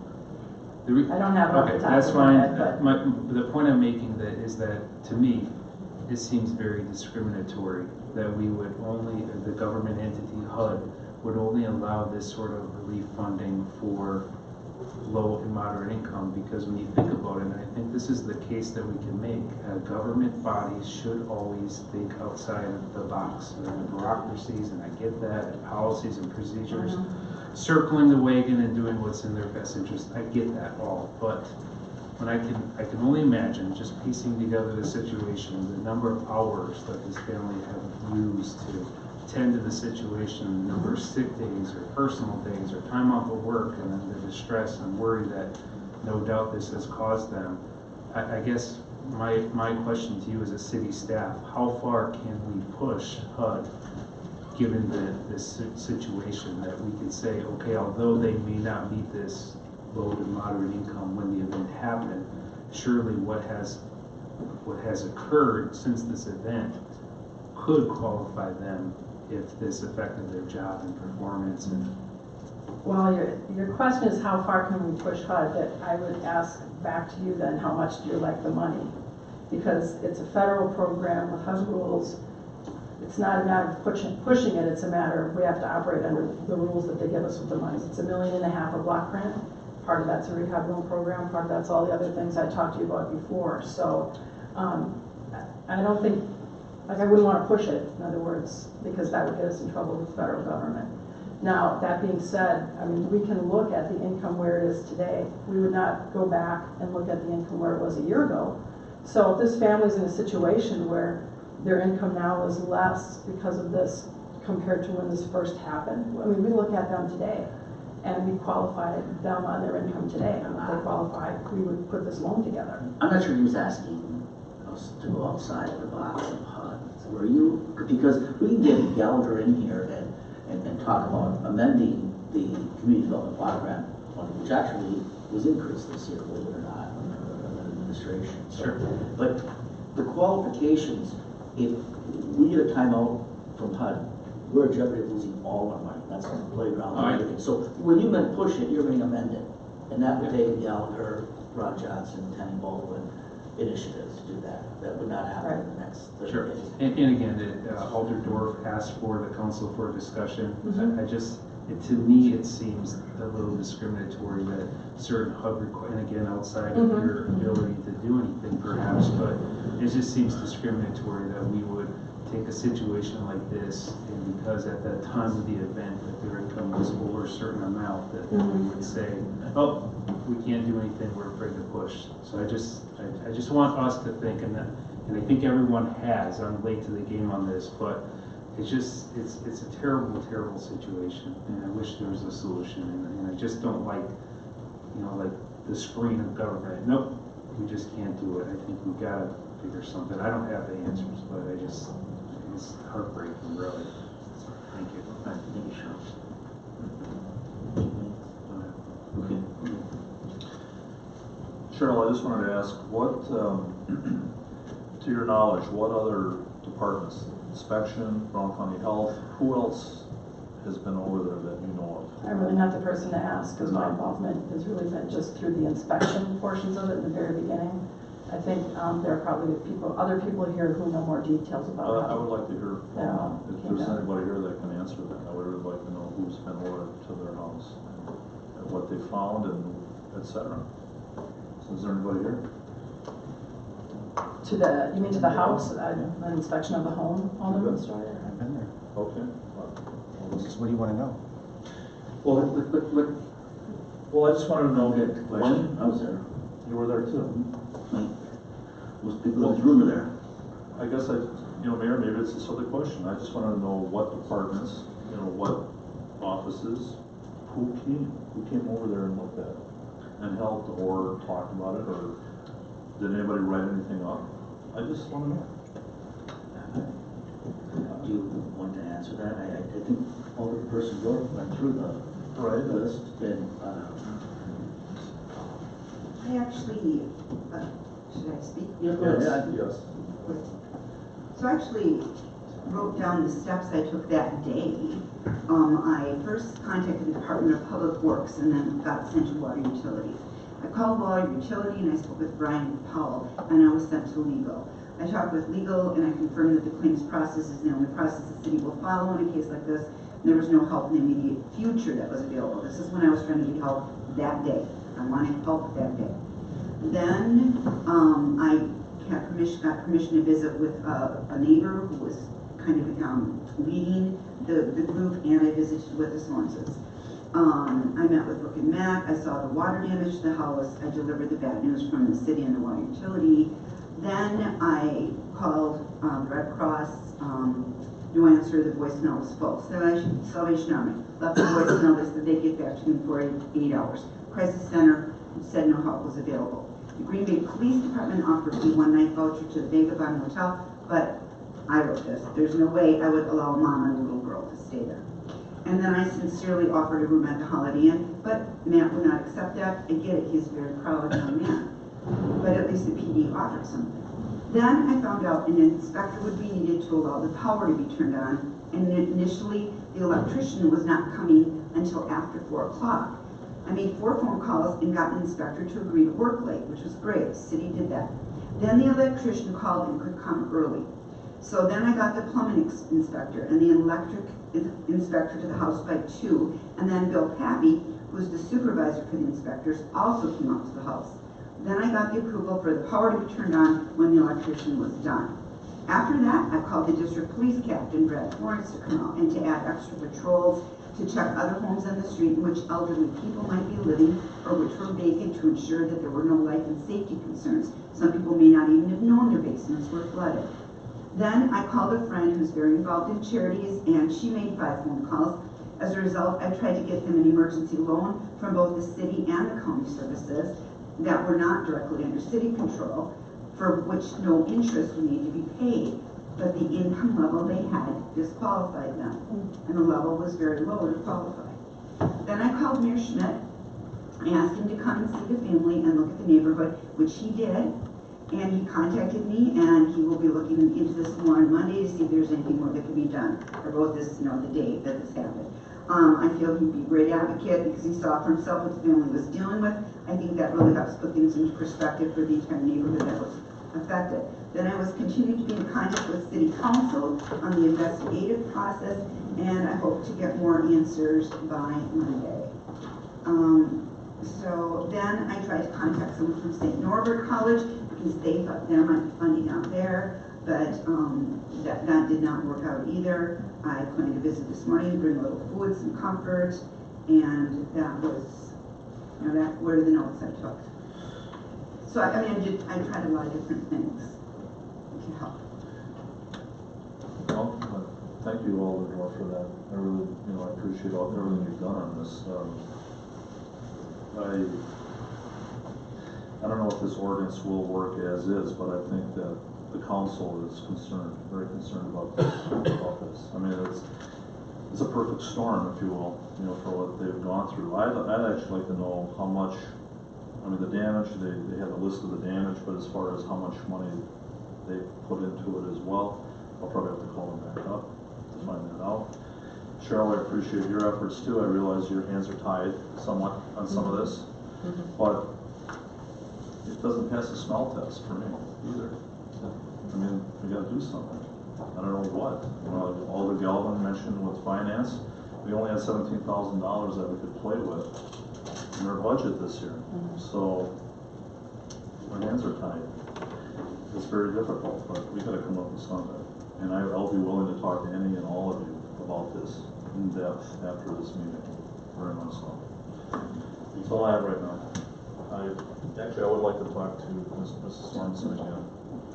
Can I just add one thing with regards to I'd just like to add one thing with regards to the ordinance, the way that it's written. Right now, the role that inspection would play in this ordinance is that we would have to send an inspector out to a property and basically condemn it. And the problem with that is an inspector's gonna go out there and God forbid they've got the situation in front of them with water damage or whatever that crisis is. But if there are other things wrong with the house, let's say there's something wrong with the porch that's a safety issue or something else, they can't overlook that as an inspector going out there. So now we have inspectors going out to these families that are in crisis, having to write up condemnation orders with a timeline and a list of orders. To me, that doesn't seem like that's a good solution to the problem. I mean, to use our inspectors in that capacity to make it uninhabitable officially and then have to put them through another timeline of processes, that does not make sense to me with regards to how this ordinance is set up. That's the concern I have with the way it exists now, so I would not, I guess, approve the ordinance the way it's written today. So, thank you. All right. Did you want to speak over the wording? It's just want to say the motion on the floor is to receive and place on file. Yeah. Okay, appreciate that. Thank you. I wanted to thank Alder Woman Dorf for the work she did. She went, I think, above and beyond, and that's an example of what the job takes. I wish I could have found more. It is heartbreaking. A lot of people have said that. You know, there were the two main issues really. One was the funding that we heard. It's not just a one-time funding. It could be a yearly funding. If we have multiples of these happening back to back, there's no guarantee that won't happen. And the secondly, which was discussed at committee, was the legal aspect. Are we committing to helping people after we run out of money? I know we might set up a fund of $100,000, $250,000, whatever it is. If there's multiple acts of God that year, and you have $2 million in claims, is it first come, first serve? Is it, that's just a difference of 5 houses and 40. Are you legally committing towards funding them all somehow? And it really was the legal representation that night said they weren't sure because this hasn't occurred anywhere else. So that's problematic.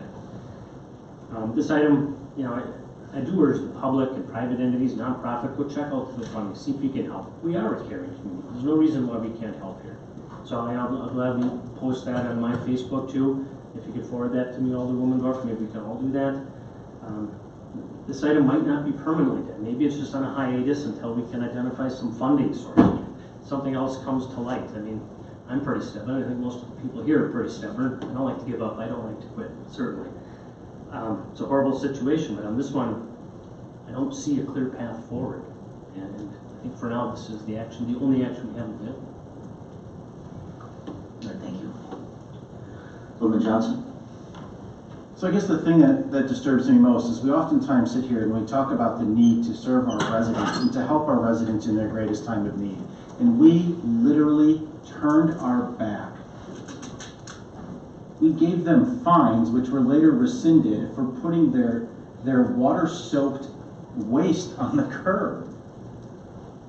How do we not have better customer service than that? How do we not treat our residents with greater dignity and respect? And I understand that maybe this doesn't pass the smell test, maybe there's some issues here that we need to work out. But I think the thing that we can't forget is that we are here to serve the residents of our community, and we are not doing that very well.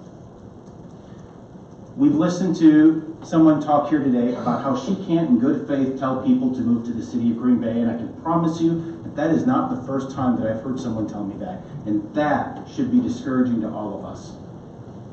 We have a problem in front of us that needs a solution, and what we've had is a plan that's come before us that not even the staff who was asked to craft it can endorse. What that tells me is that we just haven't found the right solution yet. And I refuse to say that this isn't it, we're going to receive and place it on file and we're going to make it go away. I refuse to accept that we cannot do better. And so I'm going to ask that if this isn't the solution, that we are not letting up on this.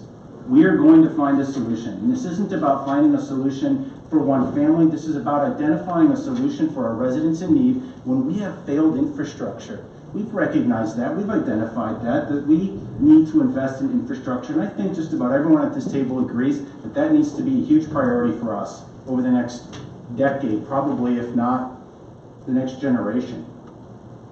But what are we going to do to take care of our people before then? Please think about this vote, and please think about if you are going to vote in favor of receiving and placing on file, what are the next steps for us to ensure that we are taking care of our residents. Right, I don't think anyone said they don't want to, so I just think you're being critical. On referrals of petitions and communications, you can put in another one, but the motion right now is, this is an ordinance relating to the establishment of relief fund, and there's a motion and a second to receive this and place on file. No one said they were going to turn it back, so I want to defend the council on that. Okay, anything else? We'll use the board on this. The motion and the second is to receive and place on file item 3 under the finance report.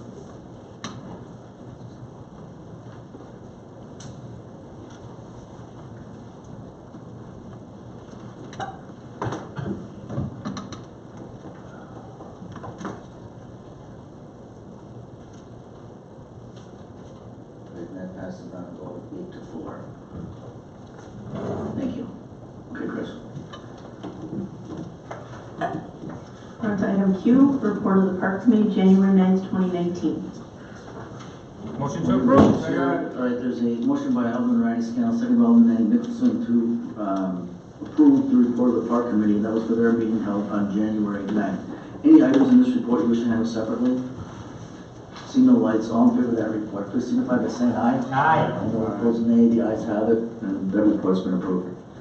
R, report of the Personnel Committee, January 8th, 2019. There's a motion by Alderman Nicholson, second by Alderman Scannell to approve the report R, which is the report of the Personnel Committee, meeting held on January 8th. Any items under this report you wish to handle separately? Hearing none, all in favor of that report, please signify by saying aye. Aye. And those opposed, nay. The ayes have it. That report has been approved. S, report of the Sustainability Commission, December 12th, 2018. All right, there's a motion by Alderman Nicholson, second by Alderperson Kathy LaFave to approve the report of the Sustainability Commission for their meeting held on December 12th. Any items in this report you wish to handle separately? Seeing no lights, all in favor of that report, please signify by saying aye. Aye. And those opposed, nay. The ayes have it. That report's been approved. T, receive and place on file municipal court report for November and December 2018, and the building permit report for November and December 2018. All right, so we have a motion by Alderman Scannell, second by Alderperson Kathy LaFave to receive and place on file the 4 reports stated by the clerk. Any discussion here? Hearing none, all in favor of that motion, please signify by saying aye. Aye. And those opposed, nay. Ayes have it. That report's been received and placed on file. Item T. On to item U, resolutions. You may, under suspension of the rules, adopt resolutions 1 through 10 together with a roll call vote. All right, there's a motion to suspend the rules by Alderman Scannell. Take number 6. Okay. You want to do that separate, 6? Yes. All right, so motion to suspend the rules by Alderman Scannell, second by Alderman Weary. Court is no on number 5. Okay, it's on the floor. All right. Fine. Yep, but there's a motion by Alderman Scannell, second by Alderman Weary to suspend the rules, take these together, with the exception of item 6. All in favor of that motion, please signify by saying aye. Aye. And those opposed, nay. So I'll entertain a motion to adopt items 1 through 5 and 7 through 10, noting the abstention from Alderman Weary on 5. Abstention or Vote no. A vote no. Okay. By Alderman Scannell, second by Alderperson Dorf. If you use the board on this, you are voting on items 1 through 5 and 6 through 10. 7 through 10. 7 through 10. Yeah, that would be all of them. Yes. Okay. Huh? And I got emailed on that. So that passes unanimously with the notation of Alderman Weary's vote. What are your wishes regarding item 6? Motion to approve. There's a motion by Alderman Scannell, second by Alderman Andy Nicholson. Alderperson Corpus Dax. I'd like to amend the resolution to include that it is the intent of this streetification that all of the above described property be attached and become part of the tax parcel number 8-391. Second. Motion by Alderperson Corpus Dax, second by Scannell to amend item 6 as she stated. You just hand it to So all in favor of the amended motion, please signify by saying aye. Aye. And those opposed, nay. If you use the board on this, this is adopting, I need a motion to adopt item 6 as amended by Corpus Dax. Motion to Seconded by amended. Alderman Scannell. Use the board on this. This is amended item 6.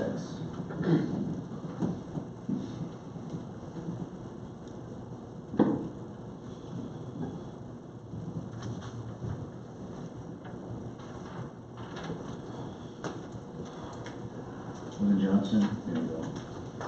Okay, and that passes unanimously. We're on to V, referral of petitions and communications. Number one has been referred back. Referral of petitions and communications. Late communications, we'll start with Alderman Chris Weir. Thank you, Mr. Mayor. I have two, both for improvement services. The first is discussion and action on future repairs or upgrades to Shawano Avenue from Ashland to Oneida. The second one is a request the city take ownership and or maintenance of the drainage pond serving Hannah Street. Okay, thank you. Alderman Brian Johnson.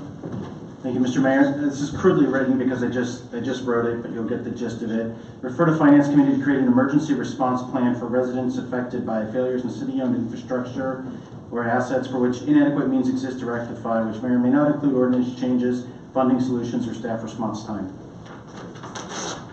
Great. Anything else? Okay. Thank you, Mayor. Yeah, Alderman Vanderlist. Request that staff create an area development plan for the acreage surrounding the properties generally west of I-41, south of West Mason, east of Hobart Drive, and north of 9th Street, including a public connection at the Mason Street and Hinckley Street intersection. Okay, very good. Anyone else have any other lights on? With that, I'll entertain a motion to refer all petitions. Motion to refer. Alderman Snell. Second, Alderman Stoyer. All in favor of that motion, please signify by saying aye. Aye. And those opposed, nays. The ayes have it, and the petitions and communications have been referred to the proper authorities. We're on to W, ordinance at first reading. The first one is held. Is that what? Well, Because it's held. back. Okay. okay. So we're on to item 2. You may advance ordinance 2 to the second reading. Motion to advance. Alderman Scannell, second by Person Corpus Dax, to advance item 2 to the second and final reading. All in favor of that motion, please signify by saying aye. Aye. All those opposed, nay. The ayes have it. Motion to adjourn. Alderman Scannell. Second by Person Corpus Dax. Right, anything else? Okay, all in favor of adjournment, please signify by saying aye. Aye. All those opposed, nay. The ayes have it. So we're adjourned. Where's the next one? The next meeting is Tuesday. February.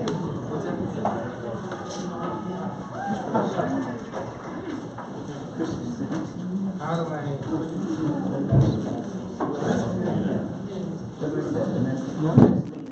So the next meeting is February 5th, right? And then February 5th. 18th. Or is it the 5th and the 18th? right, we have 2 in February. So we will be meeting February 5th, and then on the 18th we're having it. There's 1 February. I thought it was the 18th. There's just 1 in February? One in February. Yeah. Yeah. Okay. Right on my calendar. And the 18th is a Monday. Right, Because the so election's on that's the Tuesday. 18th one. That's why it's on the 18th one.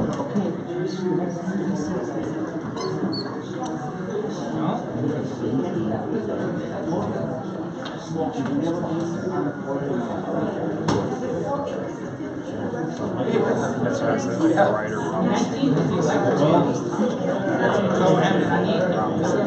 We're meeting on February 5th.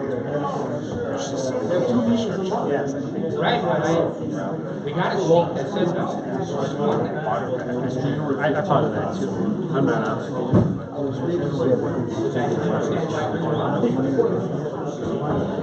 I don't know why we put it all.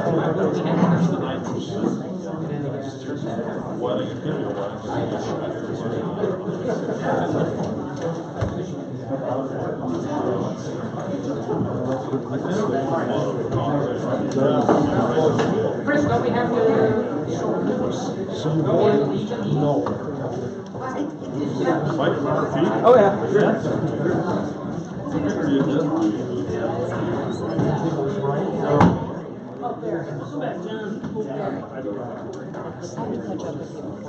Okay.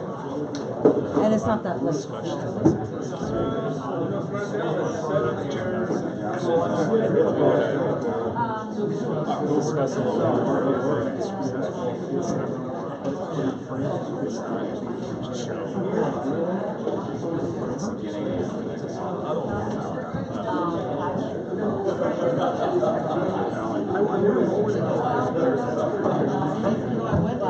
PDF file, then I closed it, and it just went back to the screen, so, that's what I told you. What I was good at, doing my thing.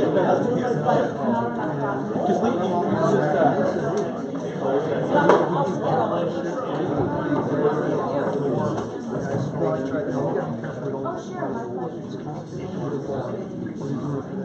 pleasure.